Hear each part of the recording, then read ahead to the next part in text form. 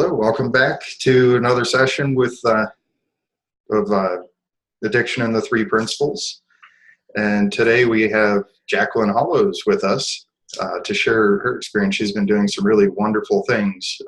And I'll go ahead and let Harry introduce her. Or no, I'm sorry. I'm in such a good place right now. It's kind of strange, but Jacqueline has been doing a lot of really great work with addiction and recovery, and I've been pretty impressed with all that she's accomplished. And she's been really inspirational for me to get things going on my end. I'm actually looking, hopefully within this next year here, I'll actually have an official meeting place opened up, some kind of institute, a Three Principles Institute in Akron, Ohio. So I'm pretty excited about that. A few locations lined up that might work out.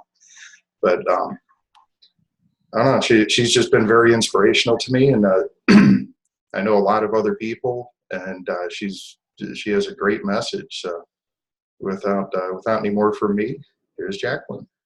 Can I say anything, Greg? I'd like to introduce her to you. Eh? No, you're not allowed. Okay. Go for it. Okay. One of the treats at the London conference was that Jackie was doing a major presentation there, and I had never really heard her talk very much, and it was quite interesting to see how professional she is, and also how she organizes projects together. And she's very down to earth and sweet, but she definitely professional in what she's presenting, and she's able to organize projects that are impressive. And behind all of the organization, because sometimes when we see people who are good with organization, they don't actually care about the service. They're good at putting all the P's and Q's together. But Jacqueline comes across exactly the opposite. She comes across that she really cares. And when she's touched in her heart, she's very, very good at sharing it. And I love that about her, was that there were certain instances where some big changes had happened to some of the people she works with. And she just was tickled pink to share it with an exuberant feeling. And when you feel that coming from somebody who's delivering services, the only word that I think of, it's inspirational. And so I really, really felt Jackie as an inspirational human being who likes to inspire people to feel good and to understand the different things they go through. And luckily, of course, she's come to the Three Principles, so she has something very solid to offer to people. And the other thing I saw, and you should question her, get into her mind a little bit. She's very creative in some of the things that she does, and she's not afraid. Would you agree with that, Jackie? You're not really afraid of what you're doing? No, I don't mind when I am afraid. Oh, okay. Well, okay. So anyway, it was a treat, and the audience not only liked it, but I must say it's in what we are dealing with in what appears to be a heavy topic. Jackie doesn't seem too heavy to me. So you go ahead, Jackie. Why don't you start off with a laugh, and away we go. Thank you, Harry, and thank you, Greg, and thank you, everybody else, to being here. So I'm Jacqueline Hollows, and I'll start. So I was guided to tell you a little bit about my story, and then we'll have a conversation, right? That's right, yeah? So my background is not in mental health or in the addictions field or in anything like that at all. My background and my whole career is in IT, information technology and business, customer services. And I guess the sort of starting point might be just so that you can relate to where I'm at now, is that I thought life was supposed to be a struggle. So my life was a struggle, but I just thought it was meant to be like that. So I wasn't trying to change it. I had, some trauma, violence, and so on in my childhood. And I grew up believing I was stupid and ugly. And I just thought, well, that's just how it is. So, I've got to get on with it.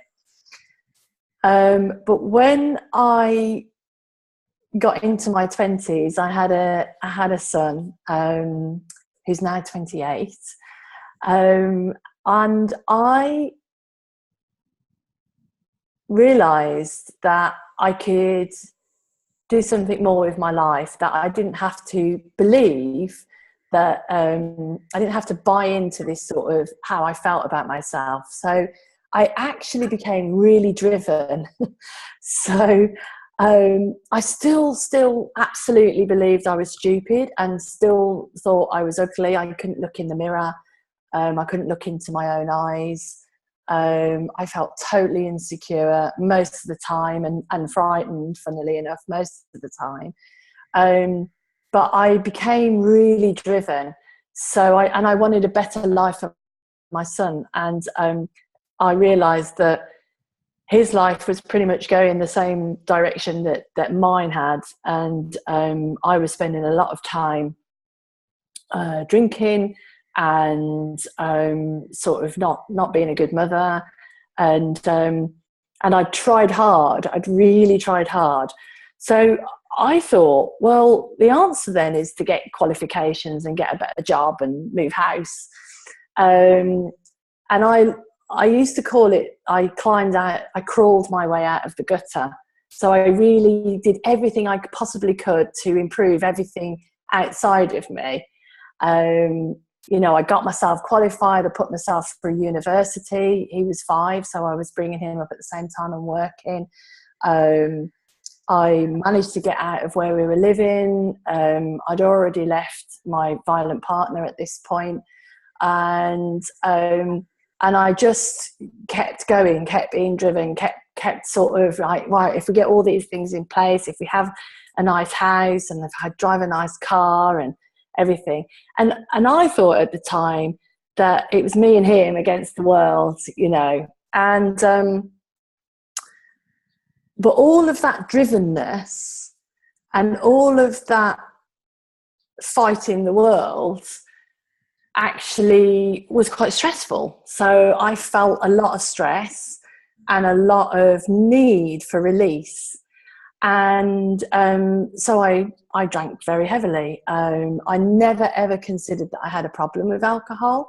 I just didn't mind that some weekends were completely blanked out. I never considered that I had a problem with alcohol. And yet I did some terrible things when I was drinking, and I had numerous relationships, and my eating was out of control. But I just thought all that was normal, right? I just thought that's what you had to do. So I guess you could say that I was a functioning addict, because I got up every day and that was my mantra. If I get to work, then I'm okay. And I was fortunate enough never to have to drink during work hours, although I did lose a few afternoons. I always thought, well, that's okay. I've got a handle on it. And I'd also do this thing where if it got to 2 bottles of wine and half a bottle of vodka in the evening, then I knew I needed to sort of wind back a bit. So I was on this sort of up and down, how much am I drinking sort of thing, and having a wild time. And I think as well, the other thing was that I didn't think I was very nice without alcohol. I thought I was really boring, unattractive, really not very clever. And yet I was the life and soul of the party with a bit of wine inside me. So as I said, I really, really didn't think it was a problem. So put all that to one side for a minute. So that's just me getting on with my life and just, you know, sort of doing what I thought I should do and being driven, and got lots of material things around me by now. This is several years later, and probably at the peak of my career. And I was living up in Leeds, and the people I was working for at this time were down in London, and they were sort of basically having a champagne lifestyle and not looking after the company. And so the company went into liquidation, and it was 2010. The company went into liquidation. My father, who I'd had no relationship with for over 6 years, got back in touch with me and told me he was dying of cancer. And my life just sort of went, when the housing market crashed, and I realised that I was actually financially, I was really in a bad place. And everything just went boom. You know, it was just like this massive sort of, everything crumbled around me. And at the same time, I'd come across the 3 principles, but I actually thought it was a cult. So I did not like it at all, and I just thought I thought anything but that. And I'd been discovering other things, NLP and EFT and anything with a 3-letter acronym. You know, I was just like getting into all this sort of woo-woo stuff. But nothing really seemed to me like, well, this is the thing. And I realised that I was basically trying to fix myself. I could see that my life had come to this point. Everything I'd worked for is gone. And where am I? I'm starting again. And I've started again a few times, but this time seemed quite critical. And along the course of the next year, I softened my approach to the principles and thought, well, I suppose it's okay. And if nothing else works, I'll try a bit of that. And I'd started to work with people, and I'd started to work with clients who, had big jobs and yet had coke habits or were drinking or had severe depression. And I realised how much goes on. And then I met someone, and he was 3 years in recovery from heroin and crack cocaine addiction, basically a lifetime of addiction, and going to prison. And he was 3 years in recovery using the 12-step model. And I was just totally inspired by him. I thought he was absolutely amazing. And he'd started a social enterprise, which is like a non-profit organisation, making films and teaching people in disadvantaged communities how to make films. And he was just totally inspiring. And so we became really good friends. And I said, well, I'm not doing much with my brain at the moment. So I went and volunteered at his company and helped him out. And through him, I met loads of other people. I found the recovery community. And I really felt like I suddenly had friends. I met people that had understood me, that had worse situations and worse lives than me, and yet were beautiful and whole and inspiring. And it just impacted me. I couldn't believe that there was a body of people out there, and I felt like I'd come home. And a lot of people talk about when they find the principles, they've come home. Well, when I found the recovery community, that's when I came home. I suddenly realised I wasn't on my own anymore. That self-esteem was something that we were all sharing, ups and downs of. And I fell in love with everybody. So, and this guy used to do home detoxes. So I saw people in the worst states, and I saw people who were doing really well as well. So, I saw all levels of addictive behavior, active addiction, people in recovery, etc. And then, but I still didn't have anything to do with the 3 principles. But I did notice that my life had got easier somehow. It seemed to me that I was noticing more serendipity. Would you say you had an insight? Was that what you're describing? I would now, but I didn't know what an insight was. And I wouldn't have said that then, but I would now. I would say that I had a period of time during that time where I was very open and was just having a lot of insights, and I was shedding a lot of thinking about myself. And I found that I could be useful. I found that the conversation, I was having an inside-out conversation with people, and that they were enjoying it, and they could see the sense in it. And I'm sorry to all my mentors that tried to teach me the principles, but the people who taught me the principles were the people in recovery, because they were living it and they showed me about it. No, they didn't know, and I was pointing things out to them, but they showed me day by day. I kept seeing people in their own resilience, finding well-being, losing track, getting caught in their thinking, and being connected to something bigger than ourselves. So I would say that they taught me. Do you want me to start there, or should I carry on? Well, it's interesting, because what I love about what you said is before you entered the 3 principle world, something had cracked open for you, and the love of working with these people, these incredible human beings, is just unbelievable.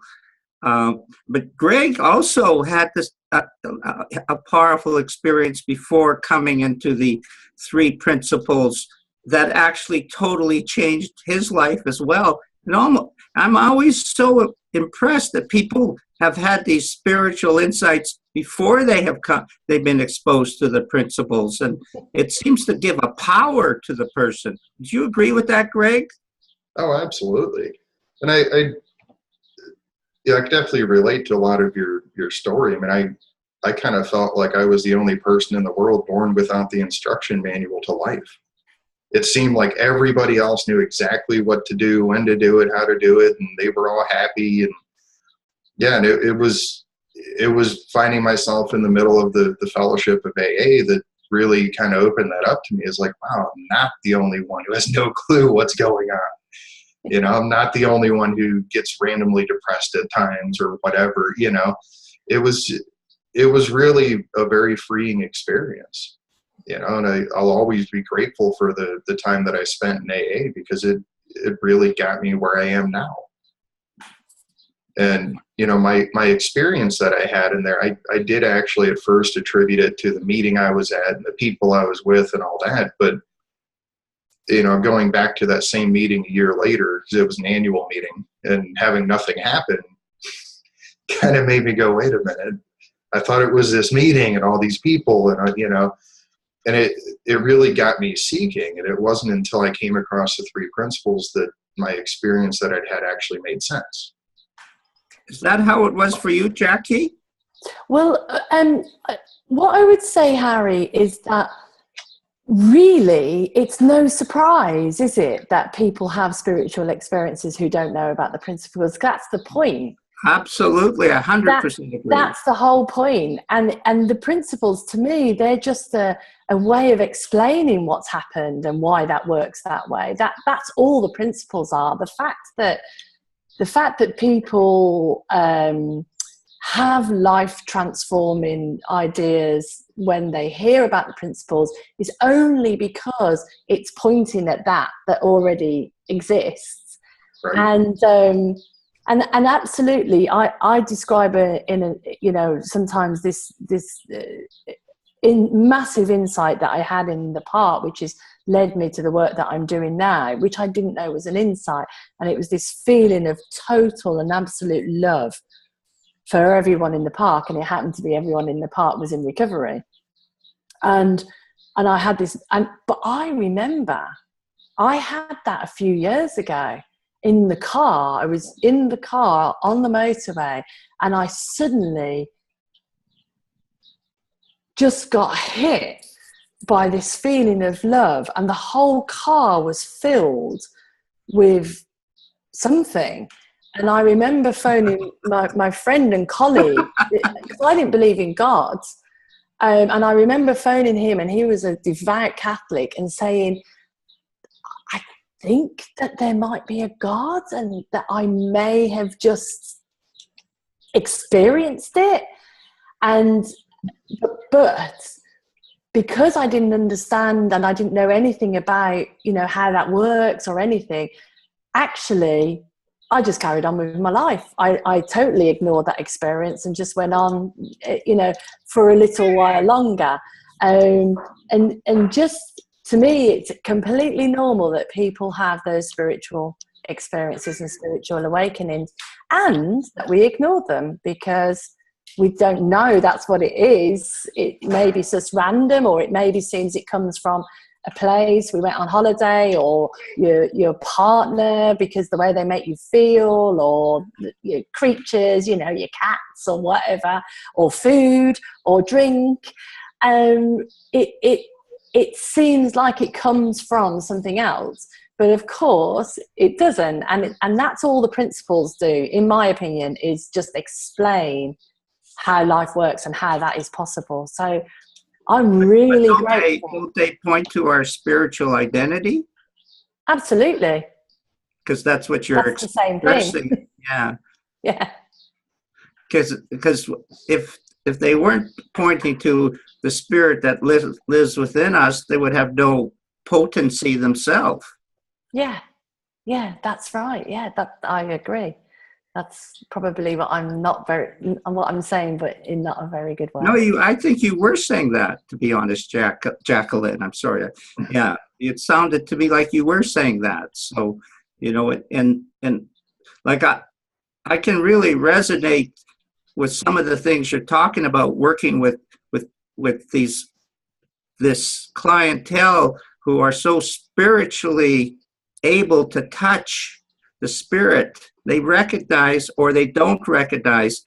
And maybe one of our jobs seems to be by telling them, hey, that's the good stuff, what you just experienced. And they are often quite surprised that they're experiencing such good stuff. And when I walk into a recovery center, I'm just always touched by how spiritual the people really are. They, with all the suffering and all the drugs and all this, it's taking them into a very, very mystical perception of life. And I do love that. I do absolutely love that particular feeling within that. So with that mystical feeling that you're talking about, how do you kind of help them to see that?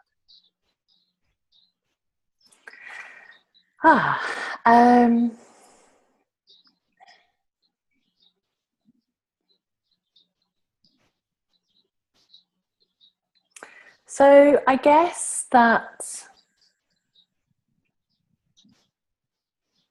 well, the first thing is that I absolutely know 100% that everyone has it. Everyone is whole. 100%. Like I know it. I know it to the core of my being. And whenever I experience someone where I think, oh, not them, I know that's me.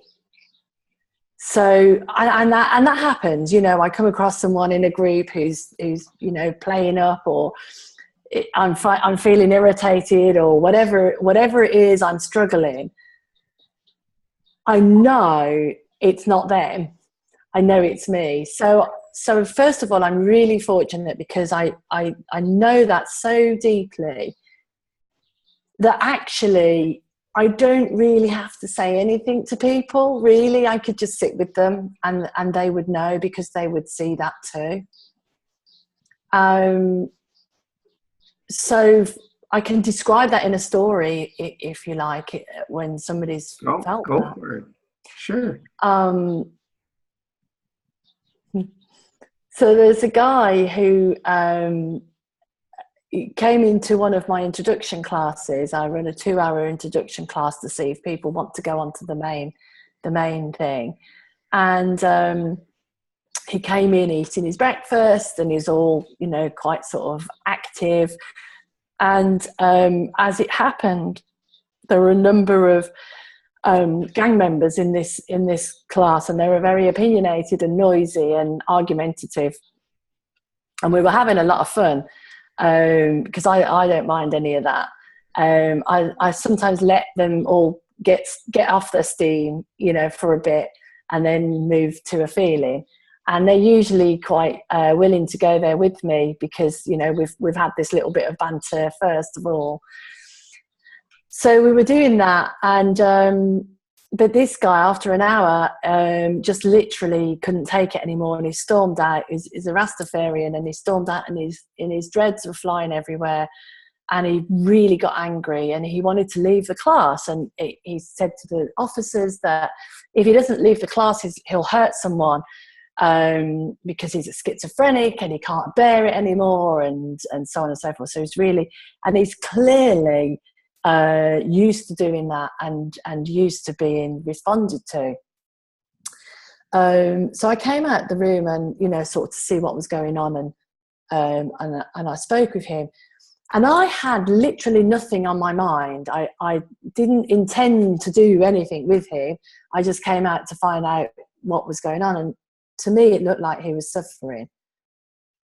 And so I said to him, "Oh, you want to leave?" And he he said, "Yes, I do." And there's rules, we can't move them until roll's correct and all of this. So I said, "Well, you can definitely leave. It's not a problem, but not now. We have to wait for this thing," and so on. And so you can hear what I said to him was nothing, but he literally dropped from there to there. He in it like that, and he just looked at me and he just said, "It's fine. I know what I'll do. I'll chill out at the back of the room." So he came back in the room. He sat at the back. He just sat with his head in his hands. He was fine. But I knew he felt me. He knew somewhere that I know he's okay. And so anyway, he left. He said he wanted to be on the group. He comes back the next week to come on to my colleagues group, kicks off again, totally, causing havoc at the gate. And I said, "Oh, it's fine. You don't have to be in the group. It's fine. We'll take you off the list." And, took his name off the list. And he walked away, and the girls are all getting, upset and so on. I said to them, "You got to remember, he's not listening to you. He's listening to the voices in his head. He can't hear you." And as he walked away, I said, "Oh, but thank you for coming to tell us. I really appreciate that." And he turned round and he looked at me, and he looked like a 5-year-old boy. Like his face just went so cute and calm, and he looked like a little boy. And he ran up to me and he said, I'll come on your class." And I said, "Well, maybe that's not such a good idea, but shall we have some one-to-one time together?" And he said yes. So anyway, I did all what I had to do to make that happen. And I went to see him about 3 weeks later. In the meantime, I went to see him with the letter and things. So I touched base with him. And we went into the gardens. He works in the gardens, and it was a beautiful sunny day. So I said, "Let's just sit outside. We don't have to go into the classroom. Let's just sit outside for half an hour and we'll have a chat." And he said, "What is it? What do you do?" And I said, "Well," and I had this thought, right? I've been doing this for 2 years. Well, I've been doing this for 5 years, but I've been working in that environment for 2 years. And I had this thought, how am I going to teach him the principles? And I was like, you're not going to teach him the principles. Just stop it. So it just shows, you know, it happens to everyone, right? Anyway, I just sat with him and he said, well, what do you do? And I said, well, I'd like to ask you a question if it's okay. And he said, yeah. I said, what's it like being a schizophrenic? And he looked so shocked. And he just looked at me like, what do you mean? And I said, well, I'm not a schizophrenic as far as I know, but so I don't know what it's like. What's it like for you? And he said, I have a thought and it looks like a problem to me, but sometimes it isn't even a problem. But the problem just gets bigger and bigger in my head, and I get more and more thought about it until I can't stand it. And then I start hallucinating and I get voices. And when I'm there, I often behave badly. I'll hurt someone or I'll act out in some way. And it's very, very painful. So, of course, you know, right, I'm going, right, okay, well, he already knows, like, he's done. I just need to, like, reorientate him and we're good. And I said, that's cool. Yeah, I understand that. I can see how that might work. And then he said, well, what do you do? You know, what do you teach? What is it that you do? And then we just started talking about nature. I just asked him about the garden that he works in, asked him about nature. How does he see it? And he told me this beautiful story about a duck that was nesting in the polytunnels, and she's had these little ducklings, and how he'd been really interested because the mother duck had been walking the ducklings around the perimeter and introducing her slowly to the men, and that now the ducks weren't afraid of the men, and they could walk out on free flow, which is where all the men go. And he told this beautiful story about the duck. So I just pointed him to that, you know, like, well, do you think that we have that? Is that inside us? What's in nature? And we talked about nature and how it's inside all of us and so on. Anyway, I felt like it was time to stop, and I just looked at him and I said, well, I think that's enough for today. You know, is that all right? Should we meet again? And he looked at me and he went, you're a bit crazy, aren't you? And I said, yeah, I think I probably am. And he went, it's really nice. So that was that. And he went on his way. So you shared a beautiful feeling with him. That's all we did. Yeah, that's all we did. Yeah. Isn't that reassuring? That's all we have to do. It's amazing. It's not what we talk about or how we think we're so smart or anything like that. It's just sharing a beautiful feeling. Gone, or is it me? What, can't you hear us? I missed you then. I lost the last bit of sound then. Sorry. You know what you're describing to me or describing to the group is what I notice. I call it the collective consciousness, because when you join with the mind of another human being, at that particular point, in your case, the expression was love and understanding, and that's really our purpose in what we're going into, is to share a collective consciousness with these amazing human beings. And this person sounded like, to be honest, he knew what truth was, but he never had a human being who allowed him to even listen or share it. And you came in with that good feeling that you have. And I mean, that's a very powerful healing. And that's, you know, something that I noticed when the good healing is collectively the consciousness that is experienced in the moment. And when that happens, we're not in our personal, we're in our impersonal. And your story sounds really like the two of you walked right into the impersonal and shared a love story together. Could have been even a love story. So that's a beautiful thing. I wonder if anyone has a question for Jacqueline. Excuse me, I keep calling her wrong, and I apologize for that. I wonder, you know. Yeah, feel free to unmute yourself or click on the raise hand button in the participants tab, and we'd love to hear from people. It's a conversation. Chris, what do you see when she talked, you know, about the fact that she was dealing with the chap's schizophrenia in such a relaxed fashion. What do you think about that? Well, I think it's so beautiful because I have I've had that in my family. So one of my sons has had that diagnosis, and I for some years ago I went to Bill Pettit and Linda Pettit on a seminar on mental health in London. And what I basically found out, what they told me, was that it's all about love. It's all about being there, present, and loving, and not worrying. So I usually say, well, I stopped worrying, he started getting better. That's so cool. Yeah, so that's how it works, you know. So if you're worrying, you know, don't you just hate it when someone's worrying on your behalf? Yeah?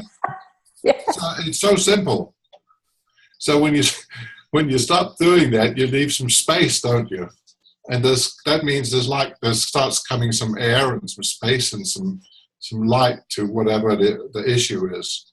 So it's like getting away, you know, stop making a lot of shadow, and the light gets in, or gets out or whatever. But that was how I felt. I felt that it was almost like a miracle. I hadn't really seen my son before that. I'd been seeing the only thing I'd been seeing was my worry.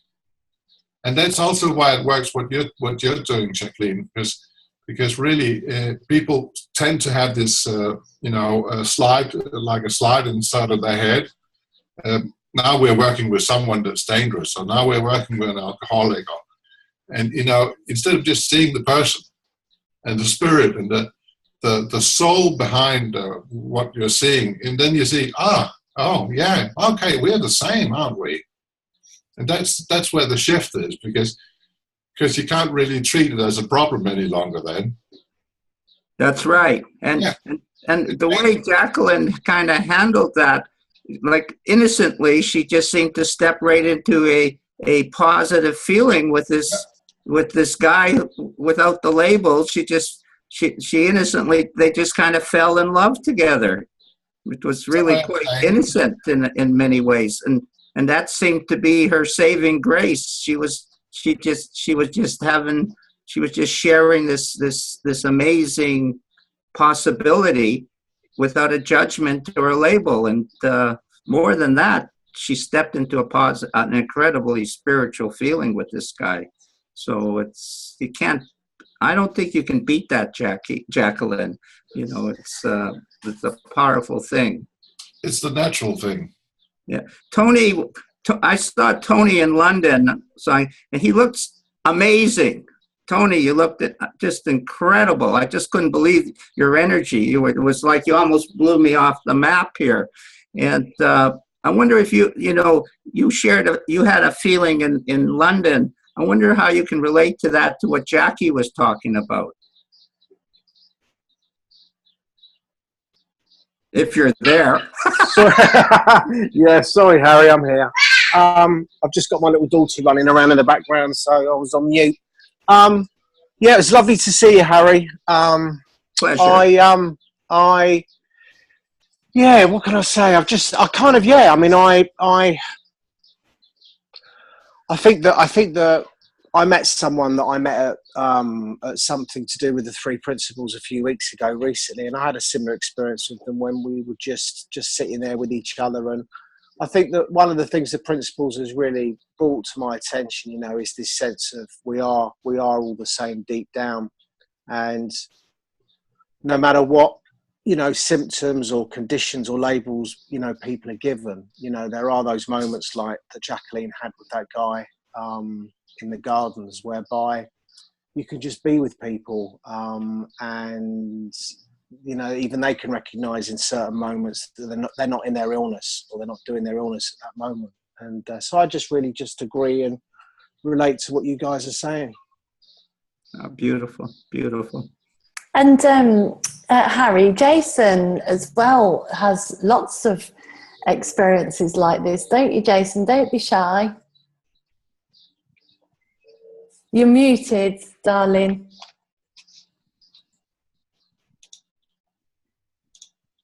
Hello? Hello. All right. I had a Yeah. funny experience the other day, funny enough. I help out with the homeless people, don't I? And I went there Wednesday after coming back from the conference, and I was still in that feeling. And there was a guy sitting down, and I just felt I had to go and speak with him.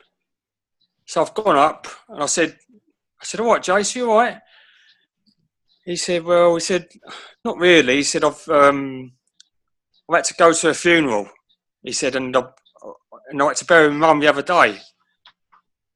So I said, oh, well, I'm sorry to hear about that. So I said, oh, do you want something to eat and a drink? So I went and got him a drink and something to eat. And we sat back down, we started talking. And he was going, he said, started saying about demons and stuff in his head. So I said, well, do you know them demons, what you're saying about? I said, it's just a story. I said, and not to get into that story too much. So we carried on talking, but there was people about and they was causing a commotion. So, and he was feeling agitated. So I said, right, come with me. So we went over to a place in the corner in the car park. I'll give him a hug because he started crying and everything. And the soup kitchen finished, but I still sat with that guy because he was in a really bad place. And I was trying to get him to come out of that. And so one of the ladies did come up at the end and she went. And then me and this guy kept on talking and he was opening up. And he kept on saying about the demons. And I was just kept on saying to him, look, don't buy into the story. It's just an illusion your thoughts are creating. And all of a sudden he just sort of like popped. He went, I get it. He said, my dad used to call it bullshit what's going on in my head. He said, but you call it a story. I said, yeah, but I've never seen someone just pop like that. And we was sat there and we both hugging each other. And then, I realised that, I was the principles in action that night. I was the principles. I was coming from a really loving space. And he said, I'm so glad to have met you. He said, and like that positivity you've got, he said, I can feel that feeling from you. And I was like, we know what it's like, when you've got that feeling, you're sharing it with someone. But that night I was feeling connected with it. I was trying to it felt like I was a beacon for everyone because everyone was coming up and I was hugging them. But I just knew I had to be with this guy just to, even if it was that night, make him feel better in himself. And I didn't give him a label and, just to make him feel human again. Boy, beautiful. Way to go, Jason. When I experience anything close to that, I feel unbelievable. So that's beautiful. By the way, nice to see you again. Nice to see you again, Harry. Yeah. We had quite an unbelievable evening together. It was a good evening, wasn't it, Harry? Yeah, it was wonderful. They took me to the pub, so and I drank a whole quarter of a beer. So look out! Here I come. Yeah. I want to tell this story. I meet these guys. They came to my talk that I gave in the conference, and the first thing Jason tells me is he's homeless, and then the other ladies around they're hanging out together. So I figured, well, I'll tell you what, I'll take you all out for dinner, and then it turns out that they have a car, right, which surprised me because I figured for sure we'd have to all take the bus, and then it turns out, they'd been to Salt Spring and took Salt Spring training and stayed in Vancouver. And then it turned out that they're taking me out for dinner.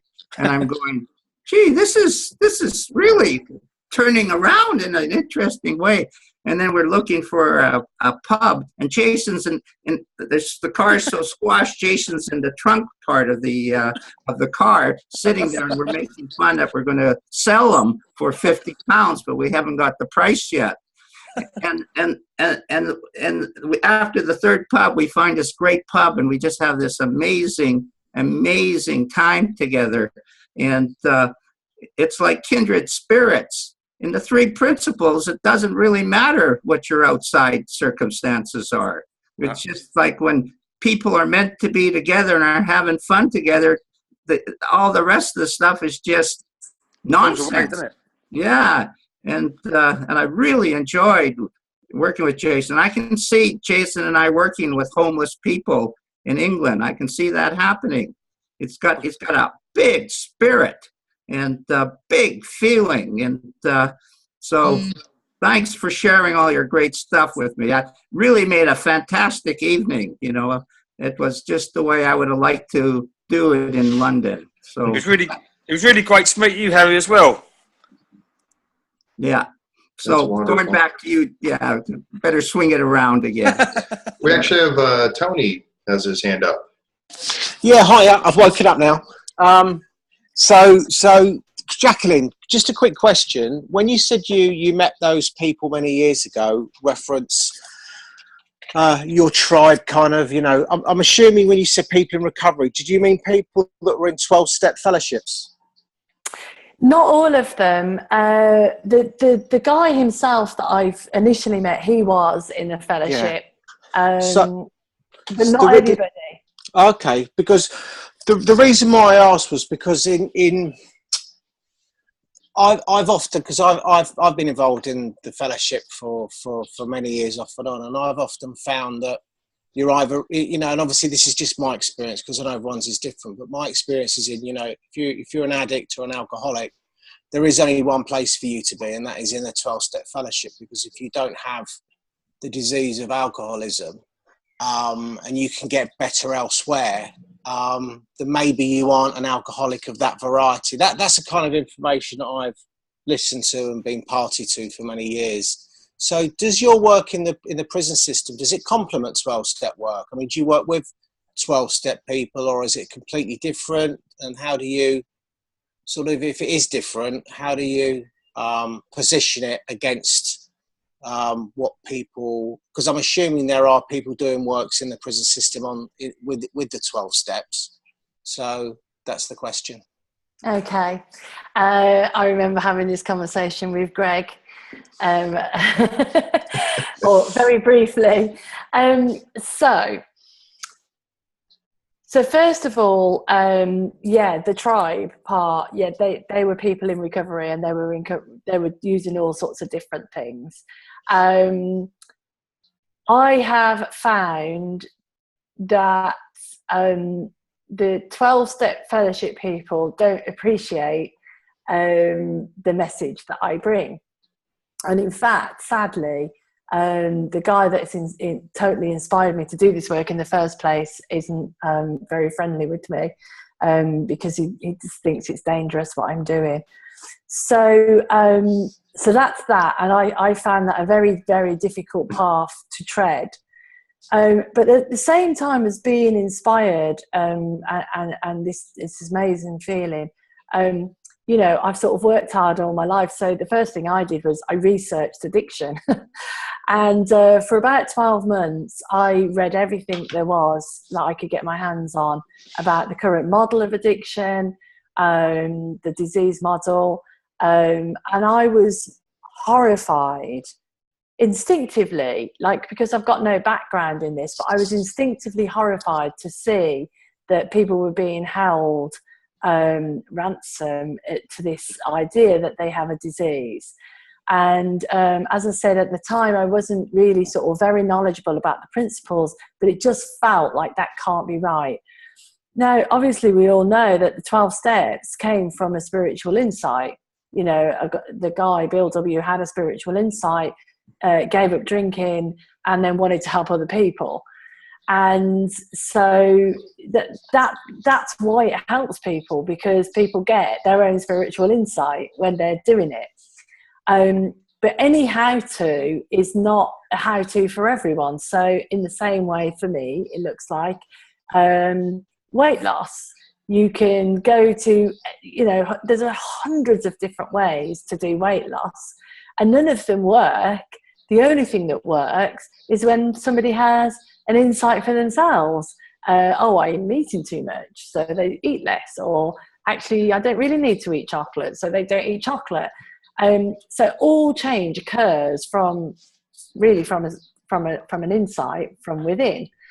And what happened to me was that I realised that I was not welcome at those doors, so I stopped knocking on them. But that my message was still strong, and that there were other people who 12 steps wasn't working for, that I could work with. And that's what I did initially. However, as you point out, there are many people in prison, and many of them are doing 12 steps as well. And now I also work with clients who do the 12 steps at the same time. What I tend to find is that people at some point of their journey of doing, say, 3 principles and 12 steps, realize their own insights and do what they need to do. Sometimes that's carrying on with the steps because there's a community of people that they want to be involved with. Sometimes it's that, like Sally, who I've worked with, who's, you know, famous now, it says, I'm not an alcoholic anymore. She stopped going to the steps. I never advocate one way or another, because I know that people are doing whatever makes sense to them, whatever is helping them. And if I walk into, I've been in a 12-step rehab, for instance, I will say, whatever's working for you, keep doing that. So this is not a stop doing that and do this instead. This is a, let's see what's working for you and keep doing that. But what message that we're bringing, I see, is that, and if that stops working for you, that's okay too, because it's actually coming from you anyway. And we're pointing in that direction. What I find in prison, because I've got that captive audience, pardon the pun, is that some of the men got a little bit agitated because they want to convert all the 12-steppers into 3 principles people, and they get agitated in the meetings. So what I do now is I talk about how the principles are pointing to our spiritual nature and an understanding of how we're experiencing life. And that from that platform, the principles are in everything. And so therefore you can learn from everything. So why close your mind to something just because it's not working for you anymore? So actually then now those men are actually helping people in the 12 steps have their own insights, but they just think it's coming from the 12 steps, and they're helping them point back to that's coming from within you, and they don't talk about the principles. So there is a marrying, but it's not me to do the marrying, because I'm not a 12-step background. It's for other 12-steppers who can see the light. But I don't know if that answered your question, Tony. Yeah, no, it has. It has. As I said, I mean, there's no, you know, as I said, I know with AA fairly well that, I mean, my own experience, and lots of different, from America to the UK, lots of different people that I've met along the years in AA, is that it's not a place where you go for a period of time to get well, because if you really buy into the belief system, you can't leave. Because I always remember this guy who sponsored me years ago. He didn't last very long in my life, but he said to me, the only time you miss your home group is if it's your own funeral. And I was never, rightly or wrongly, going to be someone that would just buy into the fact that I had a disease that, left untreated, will kill me unless I went to home groups. So, and it was very challenging for me, because you know, there was also the other part of me that thought, well, I have got myself into this problem, so maybe they're right. Maybe this self-will of mine, maybe this defiance within me that won't succumb to the group mentality, maybe that really is what they're pointing to, which is my alcoholism. Well, what you're doing, Tony, what you're doing is you're working your way through this dilemma of how the 12 steps and the 3 principles work together. Every teacher who in this field has to deal with that particular problem, and everybody deals with it differently. I actually deal it almost 100% differently than Jacqueline does. I'm not saying she's wrong, and I'm not saying I'm right. I'm just saying I don't deal with it the way she does. It doesn't work for me to deal with it like that. I'm very, very solid in what I'm presenting, and I'm trying to connect to what Jacqueline is also trying to connect, which is the spiritual feeling inside themselves. And when they experience that, the clarity comes from that. In the analysis of the situation, Tony, we're never going to find the answer to that. And so you're looking for peace of mind. And within that, every practitioner who's in this field has to struggle with the fact that AA has a lot of bullshit in it. And so, you know, and as I criticize it, the guy I'm partnering with in this room had a huge spiritual insight in AA. So exactly. I just contradicted myself. You know, exactly. The only reason I got together with Greg was because of his spiritual insight, which he got in AA, and yet I'm critical of AA. But that's the way I handle it, because I'm trying to point to the spiritual nature of the human being and the spiritual nature of thought. And when they see that, it doesn't really matter to me. They're just talking from their wisdom at that point. And that's where you want to get to. It doesn't matter about AA, and it doesn't even matter what Jacqueline does or Harry does or Greg does. It matters what Tony experiences in the spiritual realm of life. That feeling that Jacqueline talked about when she walked in together with that client, that's what will bring us the answers we need. It's so simple, it's ridiculous that it would be effective. But to be honest, it couldn't be more effective.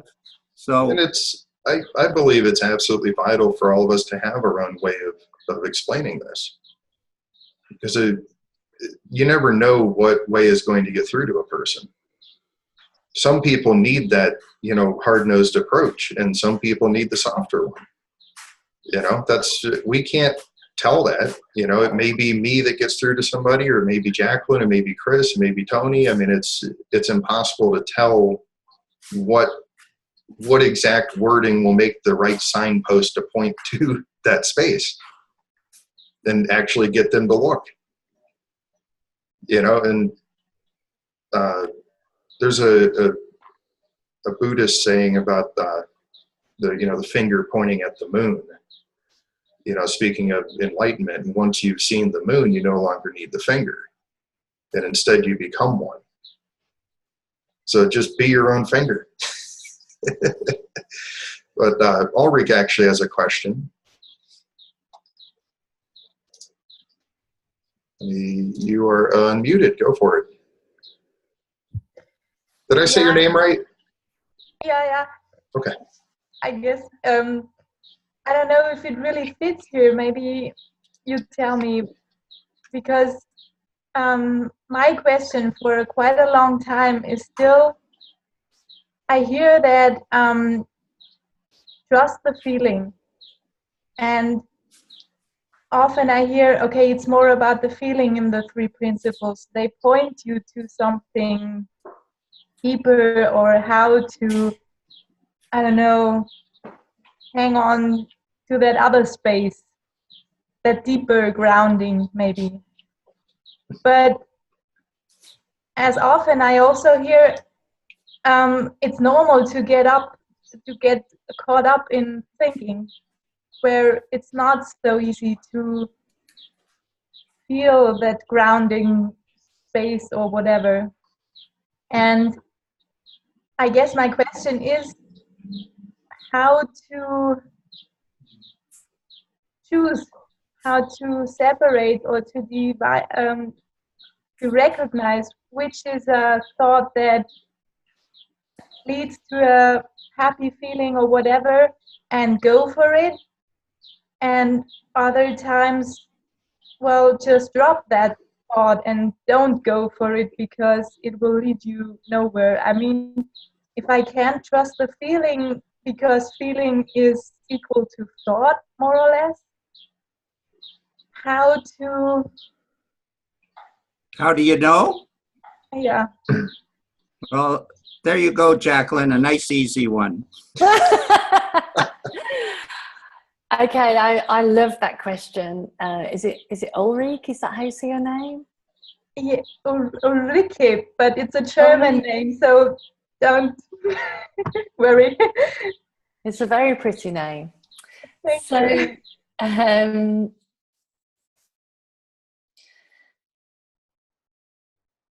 So me too. I was very confused about the whole feeling thing. I can remember sitting listening to Dick and Bettinger thinking, what do they mean? Like, what is it? And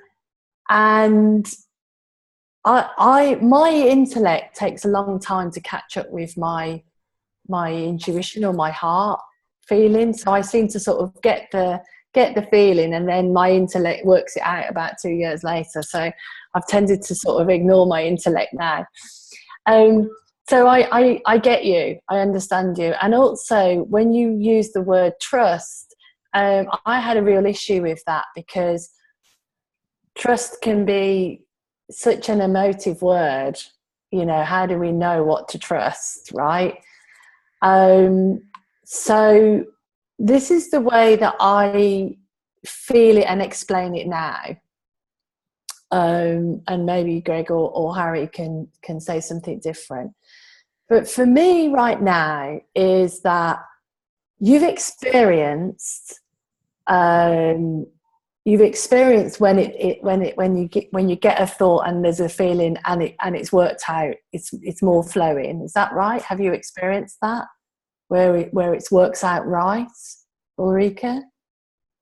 Yes, I have, but not so often when it gets to my habit, because my habit means I've done that for my whole life, or almost the whole life. So I feel very familiar in this old thinking that means at least I know what I get, you know? Yes. Okay, so you just did it then. So that's great. It's great. But you know the times when it has happened and it has worked, and you can trust that. So you know the difference between that you can rely on and that you can follow and always turns out right, and when you go there where you just went, when it starts to get but and what about and how about this, for me that you see that really, really slight but very distinct difference between that I know to do this, no thinking, and I think this is the right thing, but I'm not sure, and what about, and how about this, and I haven't, but I'm sure it's right, or maybe it isn't right, and lots and lots and lots of noise. To me now, this is how I make it simple for myself, is if there's ever a question mark, I know I'm off. So the minute that there's a question in my mind about, is it right? Is it from wisdom? Where was the wisdom? Because that's what I used to think was, I think I had a thought from wisdom, but now I'm not sure which one. Was that the wisdom thought, or was this the wisdom thought? As soon as there's even a sniff of a question mark, I know that it must be noisy and I can't hear it. And so I know to ignore all of it. And my thing is around food. It's around sweet stuff.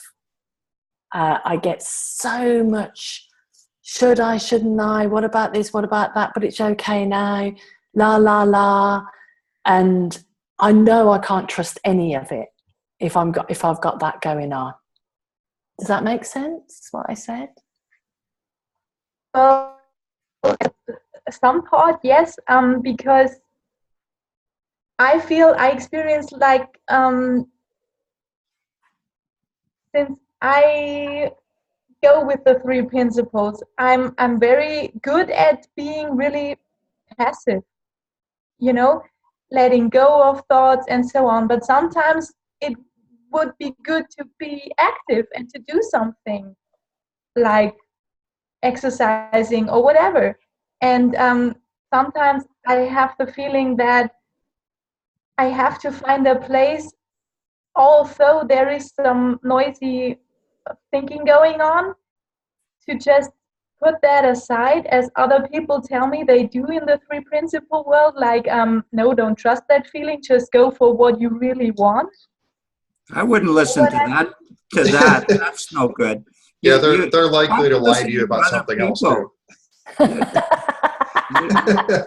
You're just ruining your moment by listening to all these stupid people, and you're giving him all the credibility of all you're doing. What's happening to you is you're growing, and as you're growing, your mind is quieted down, so you're noticing little more subtler levels of your noise, and all you have to do is keep growing. And the way you keep growing is actually what Jacqueline was telling you, is learn, stop paying attention.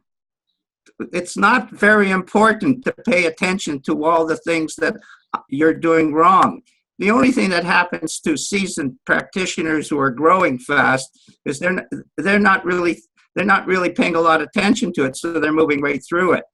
They're not giving it credence. It doesn't deserve credence. It's a bunch of nonsense. We are full of it, but the truth will set you free. And you already know that, and you're living it. So just keep going and forget about analyzing every little moment of your life, whether you're doing it right or wrong. You're already doing it right. You look at yourself, you're happy. You've got lots of wisdom. Just keep doing it and stop complaining. I think the whole world is around. I'm complaining because I'm not perfect. Well, I haven't found myself being too perfect, but I sure have a lot of fun. I do notice that. Go have some fun, sweetie, and just relax. It will take care of itself. Ulrike, welcome to being human.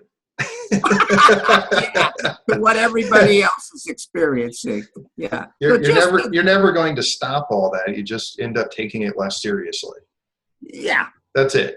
We can't stop thoughts from coming and going. Well, we can kind of keep them there a little while if we try to entertain them. But what do you have to do to make a thought pop into your head? I can't. Nothing. So what do you think you might have to do to let it go? Nothing. Just let it flow. Go with the flow. You'll know, like Jacqueline was saying, you'll know when the right one comes along that's really that true pearl of wisdom. You just know.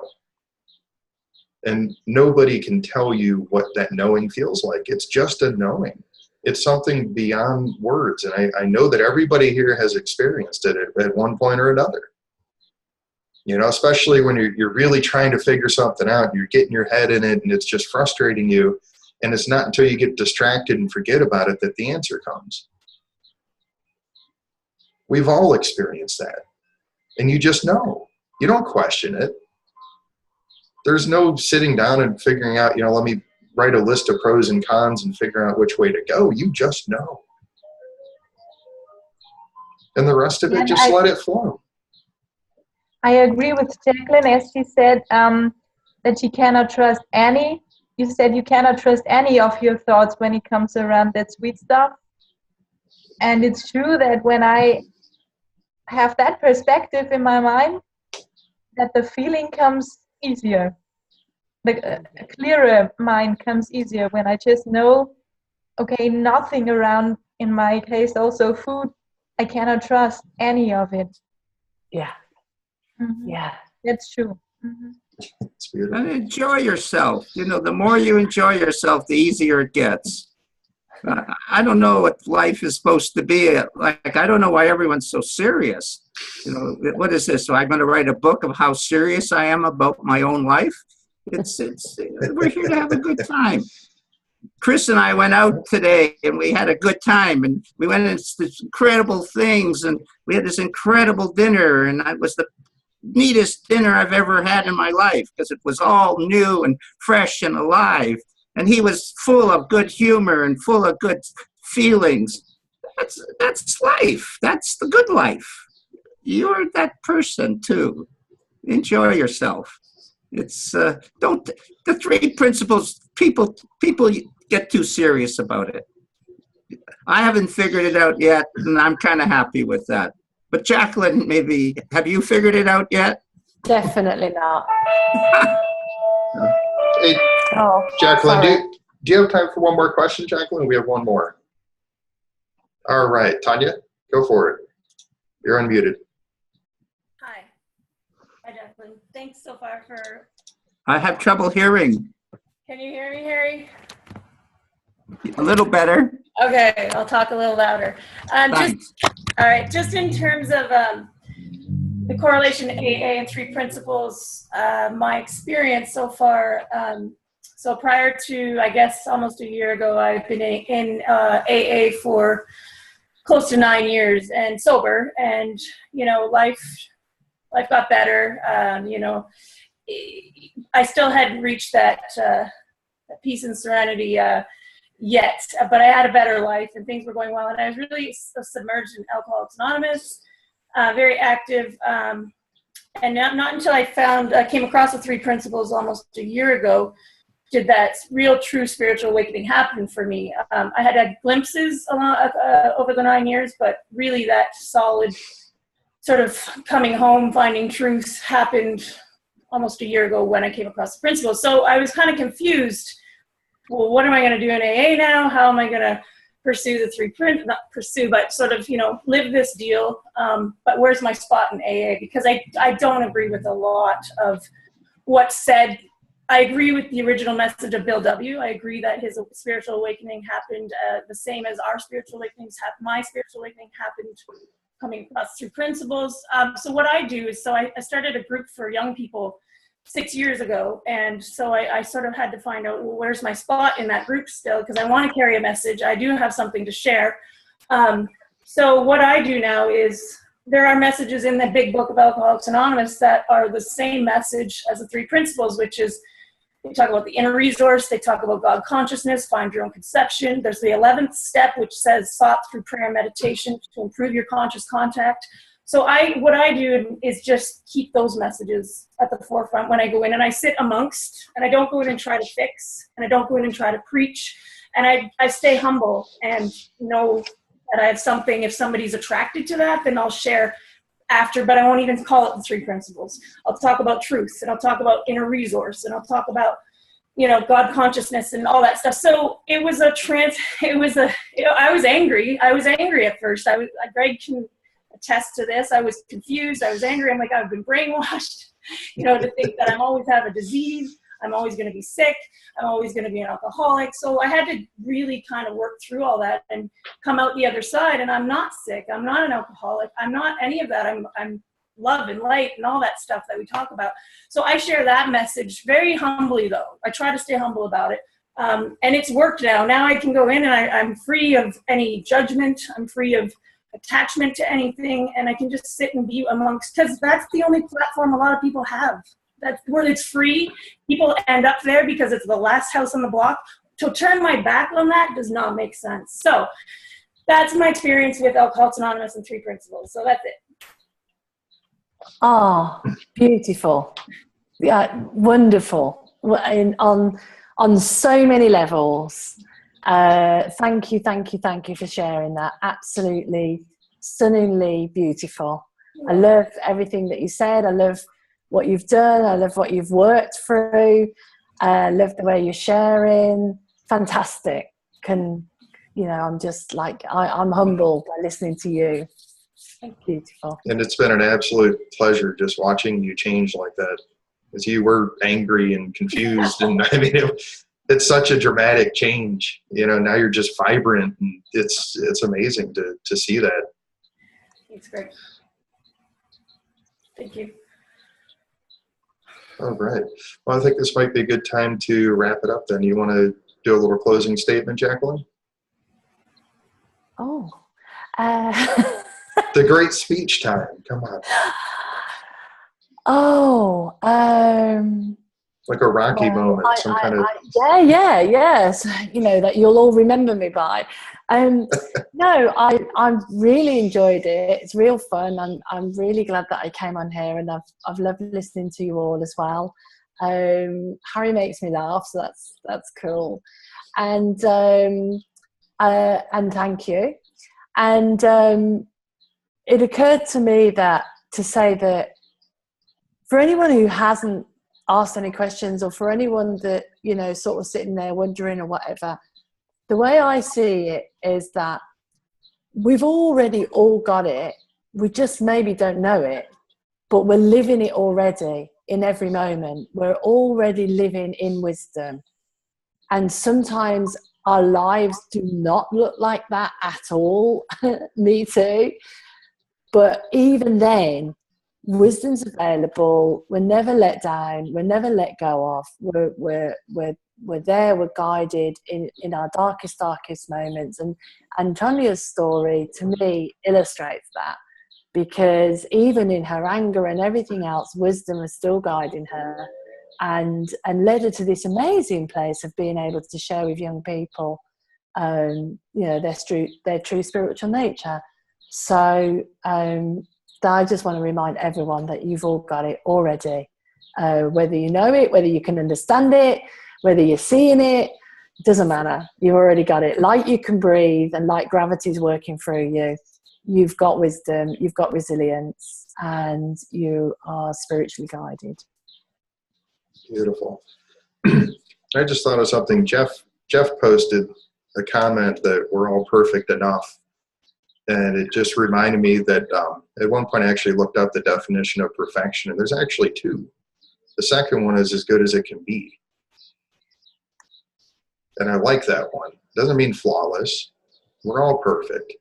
We're all exactly where we're supposed to be. There's nothing wrong with us. That's it. And have a good time, eh? Yeah, have fun. Have fun. That's what it's all about. Enjoy it.